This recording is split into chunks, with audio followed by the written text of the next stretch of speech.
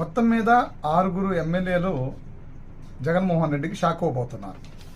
ఇందులో ప్రధానంగా తెలుసుకున్నటువంటి అంశాన్ని ప్రస్తావించేటువంటి ప్రయత్నం చేస్తాను.